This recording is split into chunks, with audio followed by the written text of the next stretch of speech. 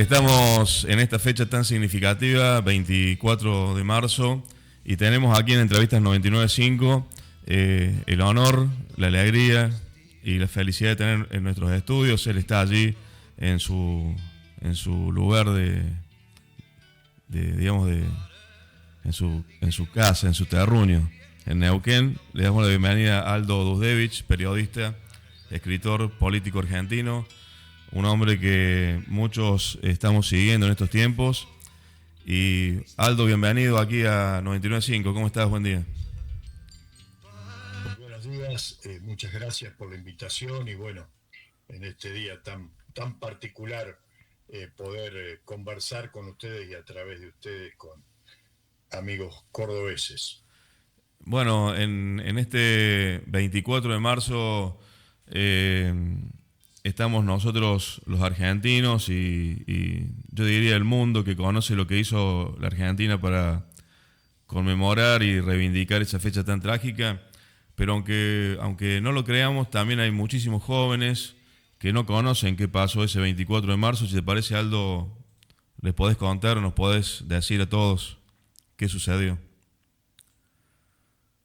Vamos a intentar explicarlo simple para, para aquellos que no conocen y bueno, aquellos que conocen dirán que no es novedad, pero realmente pensemos que tenemos 50 años de democracia ya, 50 años desde que se dio este golpe, no 50 años de democracia, un poco menos, eh, que se han, toda la gente que ha nacido, digamos, en democracia no tiene noción que a partir de 1955, en el 55, en el 62, en el, en el 66 y en el 76 hubo golpes militares en la Argentina, o sea, cada tanto el ejército, las Fuerzas Armadas interrumpían el proceso constitucional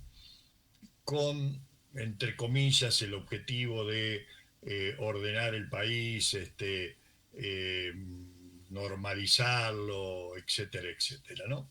Esto era algo bastante común que sucediera en en el siglo pasado, porque estamos hablando del siglo pasado. eh, yo particularmente me tocó vivir de forma consciente, porque yo nací en el 55, eh, pero de forma consciente ya como entendiendo la política y como militante político, el golpe de 1960, o sea, la dictadura de 1966, que fue que inició Onganía y que duró hasta el año 73, y luego la dictadura del 24 de marzo del 76, que duró hasta 1983. El golpe del 24 de marzo del 76 tuvo una característica muy particular porque fue el más sangriento, digamos, y el más terrible desde el punto de vista de lo represivo que habíamos vivido, ¿no? O sea, nadie sospechó, aunque era muy visible en los medios de prensa, en la sensación que se vivía, que los meses previos al 24 de marzo de que venía un golpe en la Argentina y que los militares iban nuevamente a irrumpir y a tomar el poder, nadie pensaba en ese momento en, lo que iba a suceder, ¿no? O sea, cuál iba a ser el nivel de dureza, que el nivel criminal que iba a tener la represión. O sea, todos sabíamos que un golpe militar conlleva represión, persecución, cárcel, etcétera, etcétera, pero esto que sucedió de un plan de implementar un plan de terrorismo de Estado en absoluto secreto, bueno, fue una cosa inédita. en Argentina.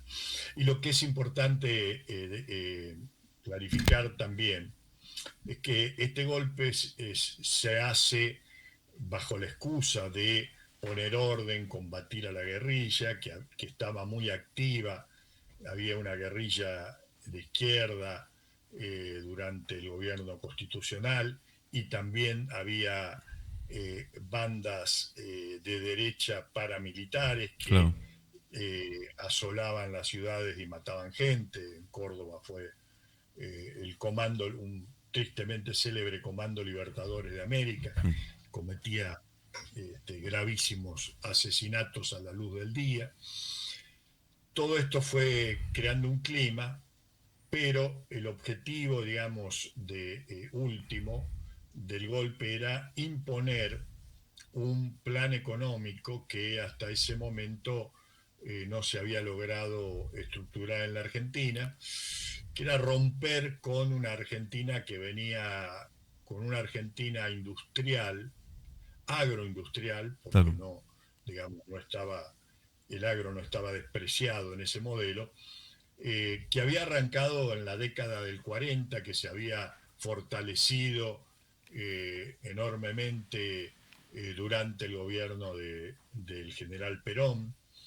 Todo lo que es, ya que estamos hablando para Córdoba, pero todo lo que es la Córdoba industrial es producto de ese desarrollo inicial que se hace a través de las industrias mecánicas del Estado, a través del complejo siderúrgico, metal mecánico, ¿no? Siderúrgico y de ingeniería que se desarrolla en Córdoba con la fábrica de aviones. Todo esto estoy hablando en los años, en la década 45-55.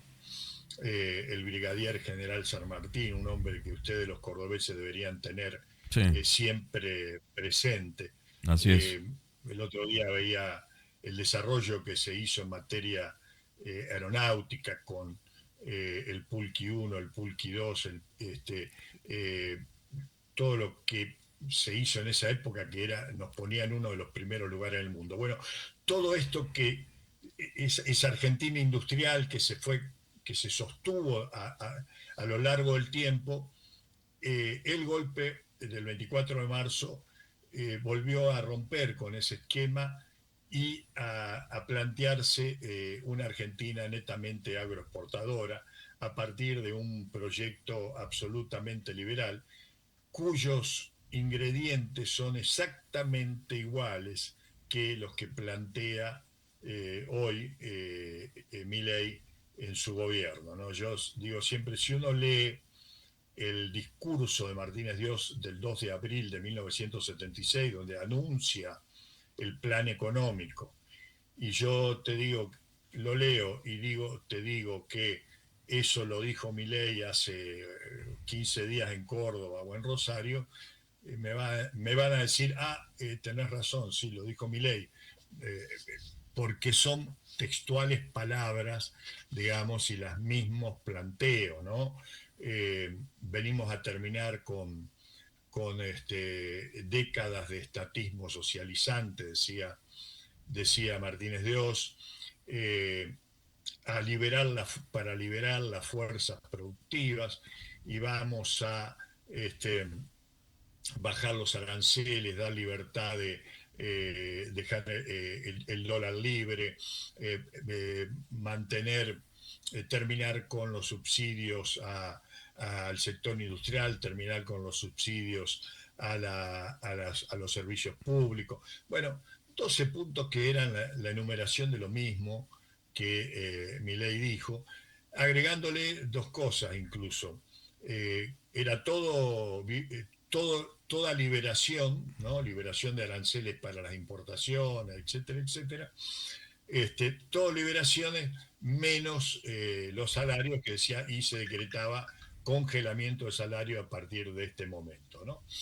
Eh, Ese fue el plan económico que se instrumentó durante la dictadura, que arrancó con una deuda externa de 7.800 millones y terminó en 45.000 millones de Es una dólares. locura, sí. O sea, el gran salto de la deuda externa se da en ese momento. ¿Y por qué se dan eso? Bueno, por las mismas circunstancias que se están dando ahora. Martínez quería mantener el dólar barato, que permitía, digamos, comprar productos extranjeros en forma accesible, que permitía para que la clase media alta viajara a Miami y fue la famosa época del DM2 y venirse con 2 televisores, 2 videocaseteras, digo, esta cosa que hoy vemos repetirse,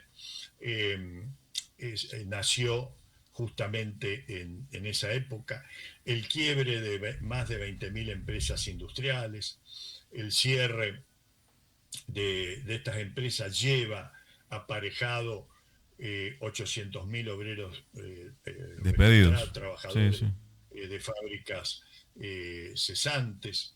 El crecimiento de la pobreza en 1975, el nivel de pobreza era del 4%, va a llegar al 25% al final de la dictadura, el salario real va a caer al 40%.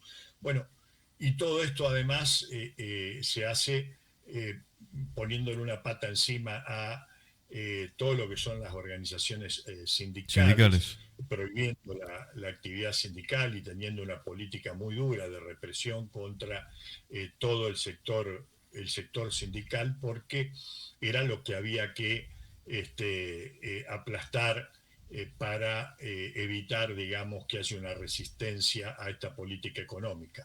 Y es justamente de allí donde va a venir, ya en el año 79, la principal oposición a la dictadura, cuando lo que se llamó en ese momento la Comisión de los 25, que eran 25 gremios, los gremios estaban todos intervenidos, pero había algunos intervenidos y otros no. Esa comisión de 25 gremios convoca el primer paro nacional en 1979, que motiva que los dirigentes que convocan ese paro vayan todos presos, están 8 meses presos, y luego van a seguir, digamos, avanzando con los paros, con las movilizaciones, Sí. que va a ser, digamos, lo que va a ir empujando y acorralando luego del fracaso de la derrota en Malvinas, va a terminar de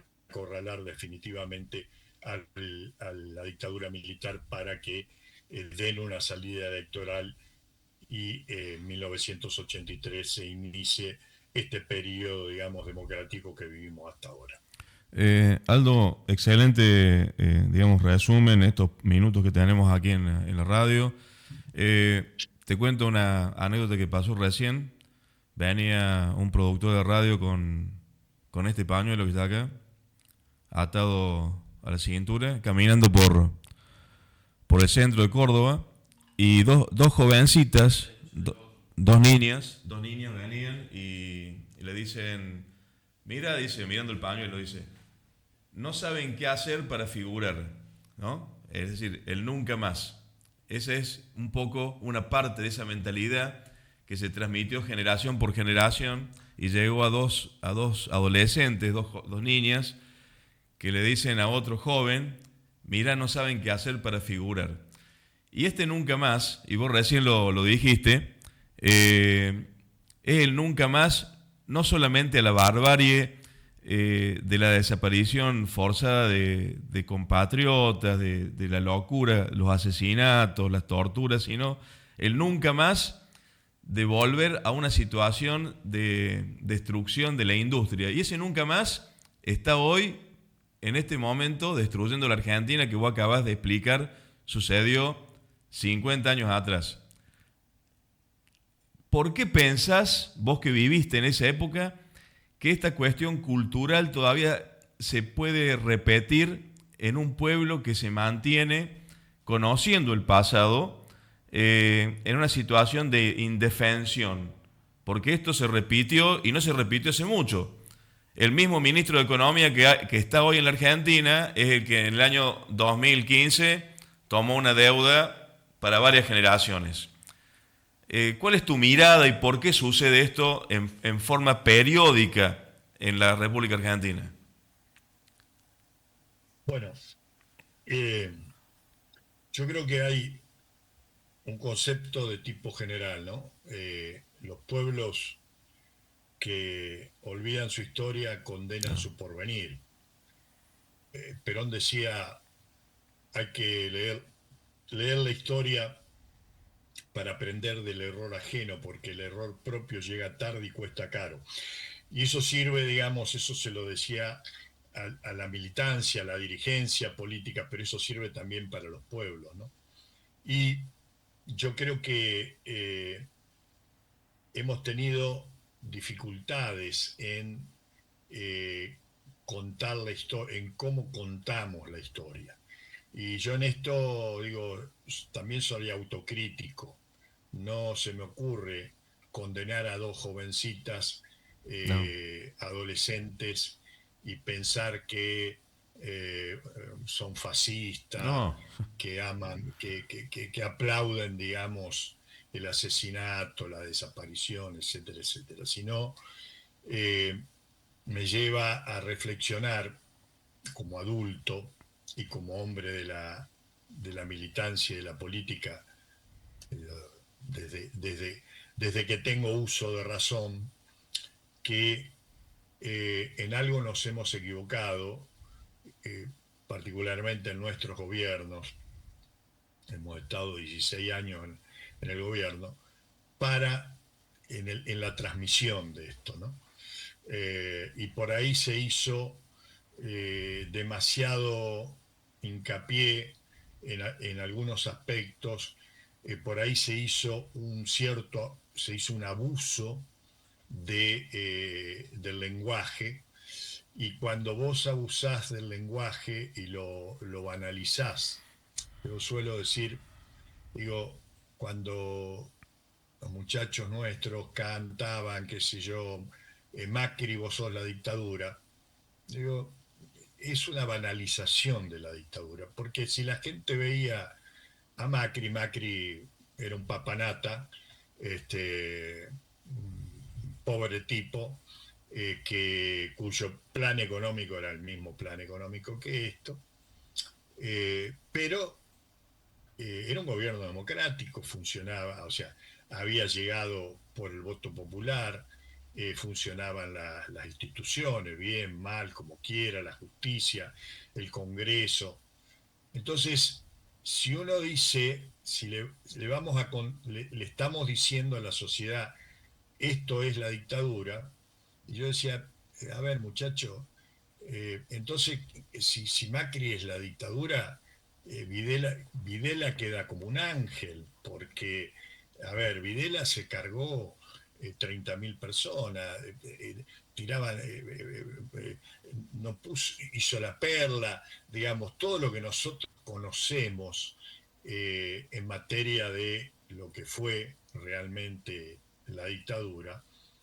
Ni Macri ni el papanata de Milei le podemos aplicar el mismo concepto. claro, Si le aplicamos el mismo concepto, pues nosotros podemos decir, yo lo dije recién, Milei está aplicando el mismo plan económico que Martínez Dios.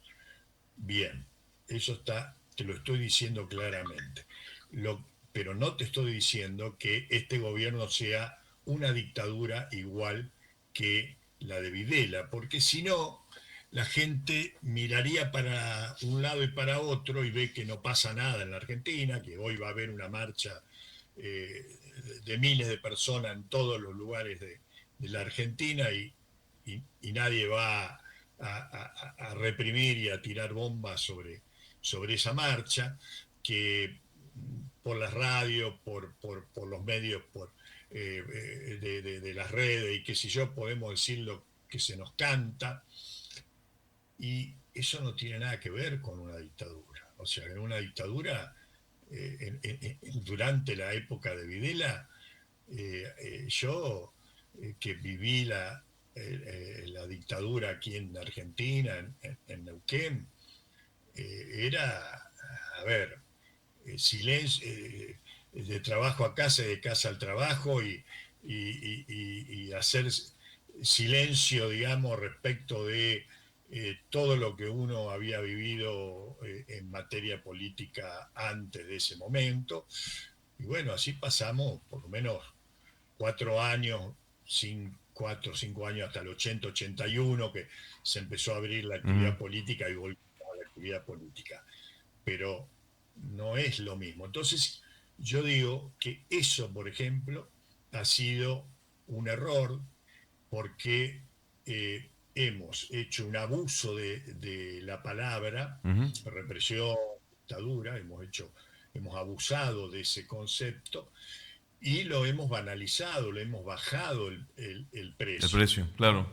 Yo recuerdo que un día tenía una discusión en uno de los grupos de WhatsApp, que un compañero ahí decía que se quejaba de Morales cuando era gobernador de Jujuy, que era una violación a los derechos humanos porque había pasado un feriado, que era el viernes, lo había pasado al lunes, ¿no? Claro. Entonces decía que esto era una violación a los derechos humanos. Y yo digo, flaco, digo, a ver, si eso es una violación a los derechos humanos, ¿qué significa que te agarren y te secuestren y te metan la picana durante 48 horas? Vos no podés ponerle el título a cualquier cosa, ponerle título violación a los derechos humanos, porque lo que estás haciendo, estás bajándole el valor, banalizando el lenguaje, las palabras, Obvio. y luego termina en estas interpretaciones lamentables que aquellos que no vivieron, que no conocieron y que tienen, digamos, pedacitos así de la información muy suelta, digan este tipo de cosas. Entonces me parece que, volviendo a esto, hay que volver a ver de qué manera planteamos esta historia, empezamos a contarle a las nuevas generaciones esta historia muy trágica que nos tocó vivir, dándole la importancia que tiene y dándole la importancia de decir ese nunca más al cual no deberíamos volver, y nadie debería pensar que esto es una cosa menor y que no merece una condena de por vida, digamos, a un proceso de esta naturaleza. Aldo, en estos últimos minutos te pedimos primero que vuelvas acá a los micrófonos de la radio. Hay muchos temas de la actualidad que nos gustaría consultarte y dejarte este cierre de esta nota que no tiene desperdicio. Acá en la radio están todos atentos a cada palabra, porque es importante tener referentes que hoy justamente se necesitan en estos momentos tan difíciles de la patria.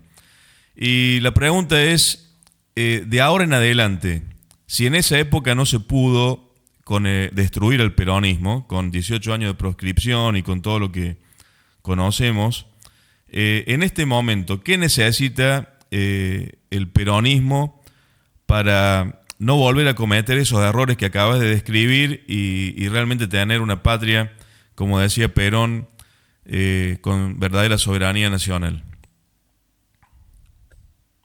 Bueno, yo creo que el peronismo, digamos, la dirigencia peronista, La dirigencia los que peronista. van a protagonizar el peronismo en los próximos años, una de las primeras cosas que debe hacer es aprender. Hay obligaciones distintas, ¿no? Una cosa es la obligación de esas chiquitas adolescentes, y otra cosa es la obligación que tenemos los comunicadores, los militantes de la política, ¿no? Es decir, son planos distintos. Nosotros, aquellos que tenemos una participación, digamos, activa como militantes o en la comunicación, o digamos que aportamos desde algún ángulo, lo primero, digamos, es recuperar nuestra historia, conocer nuestra historia, conocer cuando yo te diría que el 90% de los peronistas, cuando yo hablo del Brigadier San Martín No y saben, de no, el no, Pulqui 1 y Pulqui no 2, saben, no saben. No, no. nadie, la gente se dice, ¿de qué estás hablando? Lo que, viste, bueno, tienen por ahí, o compraron el discurso ese de que Perón trajo a los nazis a la No, Argentina, bla, bla, ¿no? vos le hablas de, qué sé yo, el ingeniero Kurt Tank y te dicen es el 9 de Alemania, una cosa así, ¿no? ¿Viste? Exactamente. Bueno, digo, pero esto no es solo no es del común de la gente, este es de la dirigencia, No. de los que son concejales, diputados, senadores nacionales, digo, ¿no? Y el otro aspecto, digamos,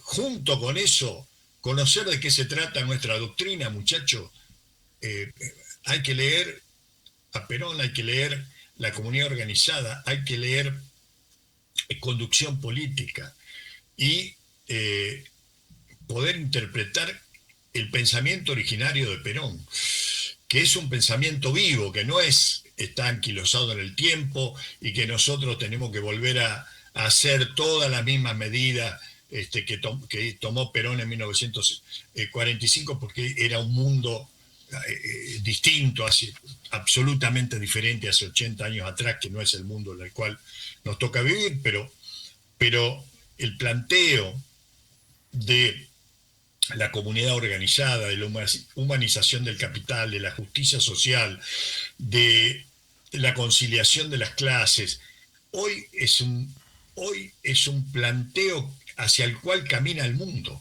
hacia el cual camina el mundo, cuando nos muestran el gran ejemplo de China, que hoy es la potencia emergente, que se está llevando puesto todo por delante.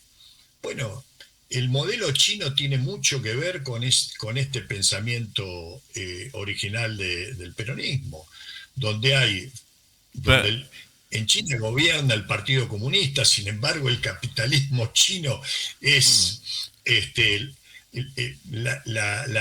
la actividad privada en China y las empresas chinas son de un nivel así es, extraordinario, digamos, lo que así han es. logrado hacer. Digo, son todas cosas que Perón planteó hace 80 años atrás y el peronismo necesita hablar, definir qué somos y a dónde queremos ir. Porque hoy hay una enorme confusión Sí, dentro del peronismo. sí, sí. Están los que creen que el peronismo es la revolución socialista, que tenemos que ir a hacer, tenemos que, el modelo nuestro es Cuba o Venezuela. Están los que creen que el modelo nuestro es China. Están los que dicen, como el amigo Moreno, que hay que aliarse con Trump porque Trump es peronista, y otros que dicen que tenemos que ir atrás de Putin, y nadie se pone a plantear, a leer y decir, bueno, miren, nuestro pensamiento básico doctrinario es La este. tercera Bien, posición, digamos. pongámonos de acuerdo en esto. No somos ni pro chino, ni pro norteamericano, ni pro ruso, somos argentinos. En materia de política internacional, la política internacional de tercera posición del general, Ni yanqui ni antes era, marxistas. antes era entre Rusia y Estados Unidos, hoy es tratar de hacer el equilibrio, digamos, y buscar cuáles son los mejores posicionamientos en esta confrontación entre China y Estados Unidos. Digo, todo esto son elementos que hace falta que el peronismo recupere, que los estudie, que los analice, que lo ponga en un proyecto para ofrecerle a la sociedad, porque si la única expectativa nuestra es que Milei explote y reviente, y entonces la gente va a volver corriendo a abrazarnos a nosotros y decir vuelva Cristina, vuelva. Creo que nos estamos equivocando, porque la sociedad nos ha dado la espalda y nos ha dado la espalda producto de nuestros errores, nuestras indefiniciones, nuestras contradicciones, y eso hay que empezar a solucionarlo. Perón no está en el pasado. El pensamiento de Perón está en el futuro, en la utopía. Hay que caminar hacia allí, pero primero hay que conocerlo, hay que debatirlo, hay que madurarlo y hay que construir un plan de gobierno, un proyecto de desarrollo nacional a partir de esa base ideológica e histórica que el peronismo tiene. Aldo, de nuevo mil gracias. La primera de estas grandes notas que esperemos hacer en el futuro contigo. Está todo por hacerse en nuestra patria y hombres como vos realmente son imprescindibles en estos tiempos con todo el conocimiento y con toda la fuerza que tenés.